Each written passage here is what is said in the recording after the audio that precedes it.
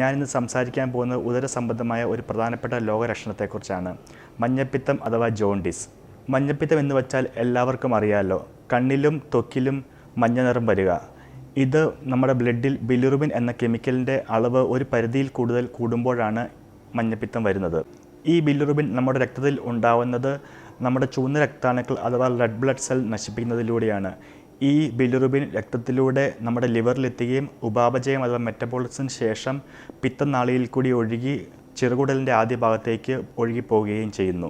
ഹീമോഗ്ലോബിനിൽ നിന്ന് ചെറുകുടലിലേക്കുള്ള ബിലിറുബിൻ്റെ ഈ യാത്രയിലെ ഏതൊരു വ്യതിയാനവും മഞ്ഞപ്പിത്തത്തിന് കാരണമാകാം. ഈ ബിലിറുബിൻ കൂടുന്നത് ഉദരസംബന്ധമായോ അല്ലാതെയോ ചില അസുഖങ്ങളുടെ ഒരു പ്രധാന ലക്ഷണമായിട്ടാണ് കണ്ടുവരുന്നത്. അവയിൽ തന്നെ ഏറ്റവും പ്രധാനപ്പെട്ടതാണ് കരൾ സംബന്ധമായ രോഗങ്ങൾ. കരൾ സംബന്ധമായ രോഗങ്ങളിൽ പ്രധാനമായി കാണുന്നത് ഹെപ്പറ്റൈറ്റിസ്, സിറോസിസ് എന്നീ അസുഖങ്ങളിലാണ് മഞ്ഞപ്പിത്തം കാണുന്നത്. ഹെപ്പറ്റൈറ്റിസ് എന്ന് വെച്ചാൽ കരൾ വീക്കം.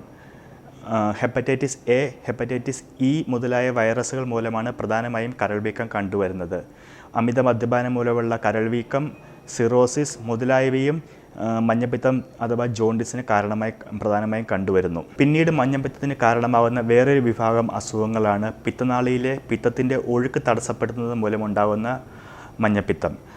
പിത്തനാളിയിലെ ഒഴുക്ക് തടസ്സപ്പെടുന്നത് മൂലം ബിലിറുബിൻ്റെ ചെറുകുടലിലേക്കുള്ള ഒഴുക്ക് തടസ്സപ്പെടുകയും ബിലിറുബിൻ്റെ അളവ് രക്തത്തിൽ കൂടുകയും ചെയ്യുന്നു. നമുക്കെല്ലാവർക്കും അറിയാം, ഗോൾ ബ്ലാഡറിലെ സ്റ്റോൺ വളരെ സാധാരണമായി കാണുന്ന ഒന്നാണ്.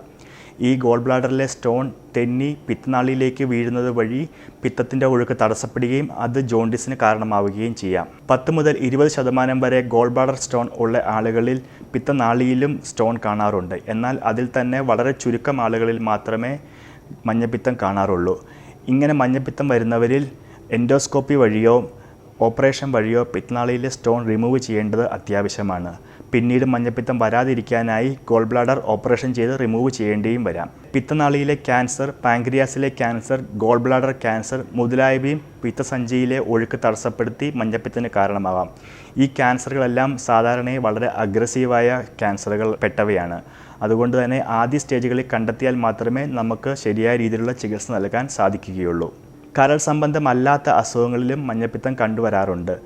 ഉദാഹരണത്തിന് ഹീമോളൈറ്റിക് അനീമിയ. ഈ അസുഖത്തിൽ റെഡ് ബ്ലഡ് സെൽ കൂടുതലായി നശിപ്പിക്കുന്നത് വഴി ശരീരത്തിൽ ബിലിറുബിൻ്റെ അളവ് കൂടുകയും മഞ്ഞപ്പിത്തം ഉണ്ടാവുകയും ചെയ്യുന്നു.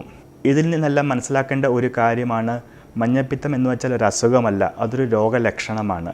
നമ്മുടെ ശരീരത്തിലെ ഉദരസംബന്ധമായോ അല്ലെങ്കിൽ ഉദരസംബന്ധമല്ലാത്തയോ ആയ ചില അസുഖങ്ങളുടെ ഒരു രോഗലക്ഷണമാണ് മഞ്ഞപ്പിത്തം. കാര്യങ്ങൾ ഒന്ന് ചുരുക്കിൽ പറഞ്ഞാൽ, ചില കരൾ സംബന്ധമായ രോഗം വഴിയോ അല്ലെങ്കിൽ പിത്തനാളിയിലെ തടസ്സം വഴിയോ നമുക്ക് മഞ്ഞപ്പിത്തം വരാം. മഞ്ഞപ്പിത്തം കണ്ടാൽ ഒരു ഗ്യാസ്ട്രോ ഡോക്ടറെ കണ്ട് നമ്മൾ പരിശോധനകൾക്ക് വിധേയമായി എന്തുകൊണ്ടാണ് ഈ മഞ്ഞപ്പിത്തം വരുന്നത് എന്ന് കണ്ടുപിടിക്കേണ്ടത് ആവശ്യമാണ്.